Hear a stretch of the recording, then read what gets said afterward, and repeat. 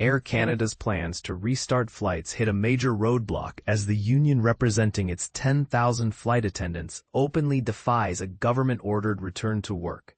This conflict has already disrupted travel for roughly 130,000 passengers daily during one of the busiest travel seasons of the year. But here's where it gets controversial.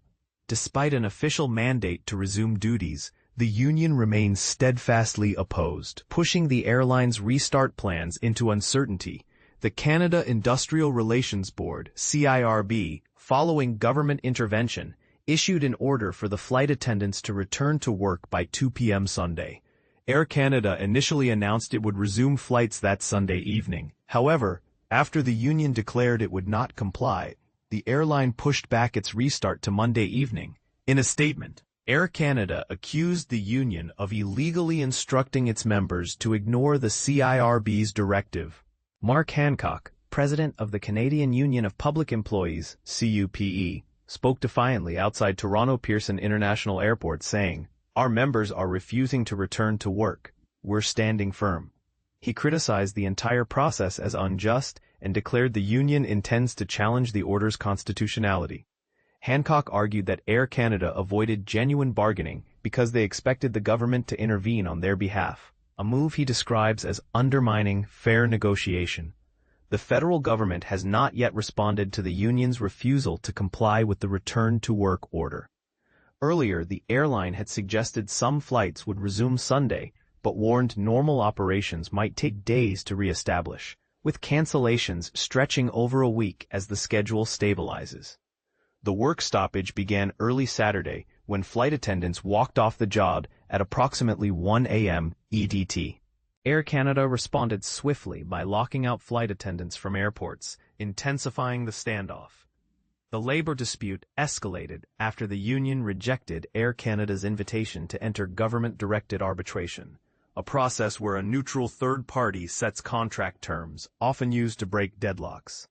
Last year, the government similarly intervened in a railway workers' strike by imposing arbitration, a decision currently being challenged in court by the railway union, arguing this tactic removes unions' negotiating power. In this broader context, the Business Council of Canada has supported government-imposed arbitration for Air Canada as well, with the Canadian Chamber of Commerce backing this intervention. Federal Jobs Minister Patty Hajdu insists her Liberal government supports unions, but contends the parties are deadlocked, making intervention necessary to protect the economy. She highlighted the timing as critical, citing the significant economic risks, including ongoing U.S. tariffs on Canadian goods.